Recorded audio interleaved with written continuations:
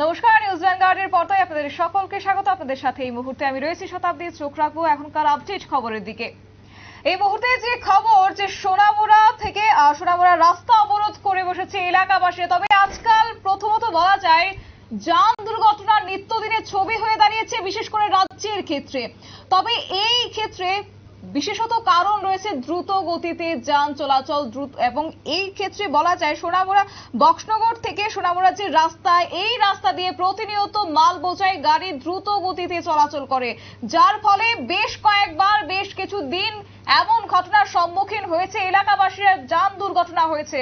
এবং তারই মধ্যে আবারও এই খবর যে এই মাল বোঝাই গাড়ির দ্রুত গতির ধাক্কায় মৃত্যু হয়েছে রামপ্রসাদ নামের এক ব্যক্তির। তবে এই নিয়ে একেবারেই চরম উত্তেজনা দেখা দিয়েছে সোনামুড়াবাসীর মধ্যে এবং কার্যত আজ তারা বাধ্য হয়ে এক্ষেত্রে রাস্তা অবরোধ করেছেন। ডেড বডি সামনে রেখে রাস্তা অবরোধ করেছেন সোনামুড়া থানা এবং পাশাপাশি সোনামুড়া থানার সামনে।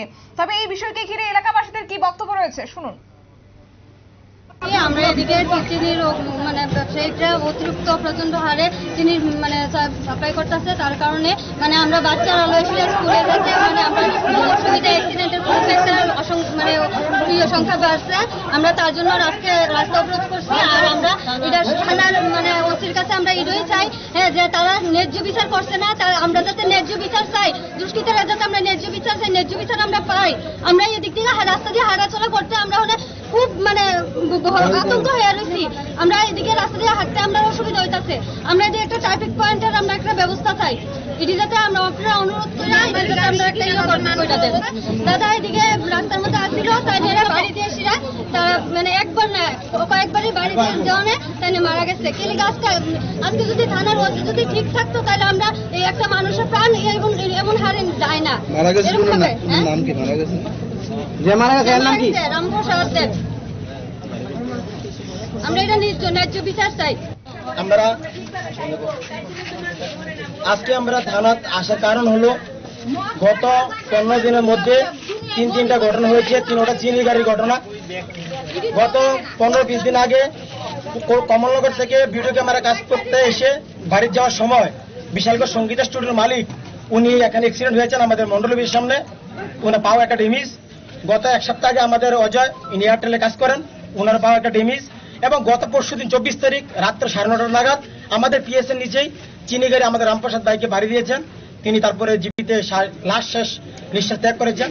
তো আমাদের বক্তব্য হলো কি, প্রশাসন কি করছে? এত চিনি বক্সনগরে যাচ্ছে, প্রশাসনের ভূমিকা কি? আজ অব্দি দেখলাম না একটা চিনি গাড়ি প্রশাসন একটা কিছু বলতে, একটা চিনি গাড়ি জ্যাক দিতে। তো আজকে আমাদের আগামী দিন যাতে কোনো ভুল যাতে না হয়, আর একটা মার সন্তান যাতে মারা না যায়, এই পদক্ষেপে আমরা আজকে এখানে মিলিত হয়েছি। আমাদের ওসি বাবু এমনকি আমাদের এসপি উনি আমাদেরকে এসে বলতে হবে আসলে আমরা কি করবো, তারপর আমরা চলে যাব। আমার দাবি একটাই যে প্রশাসনে কি ভূমিকা নিয়েছে।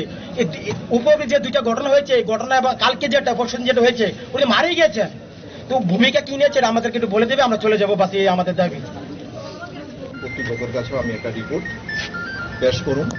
পাশাপাশি এখানে আরো কিছু বক্তব্য যেটা বলা হয়েছে যে থানার সম্পর্কে বা এলাকার মানুষের যে কোপারেশনটা, যে গ্যাপটা তৈরি হয়েছে, সেই গ্যাপটা কিভাবে আমরা পূরণ করে আবার এলাকার মানুষের কনফিডেন্স বিল্ড আপ করে সুন্দরভাবে একটা থানা পরিচালনা করা যায়, সেই জিনিসটা আমরা এনশিওর করুন। এবং আমরা আশা করব যে আগামী দিনে আপনাদের যেই অভিযোগগুলি, যেই ইস্যুগুলি নিয়ে আপনাদের ভেতরে যন্ত্রণা বা মনের ভেতরে দুঃখ হচ্ছে, সেগুলি যাতে সম্পূর্ণভাবে নিরাময় হয় এবং পুলিশ পাবলিক যাতে একটা সুন্দর রিলেশন তৈরি হয় আপনাদের সাথে, এবং আপনাদের তরফ থেকেই যাতে আমরা শুনতে পারি যে না, পুলিশের এখন ভূমিকাটা ঠিক আছে এবং পুলিশ তার কাজ ঠিকভাবে করছে, আমরা পুলিশের কার্যকলাপে সন্তুষ্ট আছি, সেই বিষয়ে আমরা সর্বতভাবে। আপনারা শুনলেন একদিকে বিক্ষোভকারীদের বক্তব্য, ঠিক অন্যদিকে বিশালগড়ে এসডিপিওর বক্তব্য। কার্যত সোনামুড়া বক্সনগর থেকে সোনামুড়ার যে মূল রাস্তাটি রয়েছে, সেই রাস্তা দিয়ে প্রায় প্রত্যেক দিন মাল বোঝাই গাড়ি যাতায়াত করছে এবং এরই মধ্যে 24শে মে প্রচুর গাড়ির ধাক্কায়, অর্থাৎ চিনি বোঝাই গাড়ির ধাক্কায় মৃত্যু হয়েছে রামপ্রসাদের। তবে এই ঘটনা যদি নিত্যদিন ঘটতেই থাকে, আগামী দিনে যে এর বড় বিপদ হবে না তার দায় কে নেবে, সেই নিয়ে কিন্তু একদিকে যেমন এলাকাবাসীরা প্রশ্ন তুলেছেন, ঠিক অন্যদিকে বিশালগড়ের এসডিপি ইতিমধ্যে তাদেরকে আশ্বাস করেছেন যে আগামী দিনে এমন কোনো ঘটনা ঘটবে না এবং তা নিয়ে এক প্রকার প্রকার রাজ্য পুলিশ এক প্রকার বড় ভূমিকা এবং গুরুত্বপূর্ণ ভূমিকা নেবেন বলে আশ্বস্ত করেছেন বিক্ষোভকারীদের। নিয়ে নিচ্ছে ছোট্ট একটি বিজ্ঞাপন বিরতি, সঙ্গে থাকুন।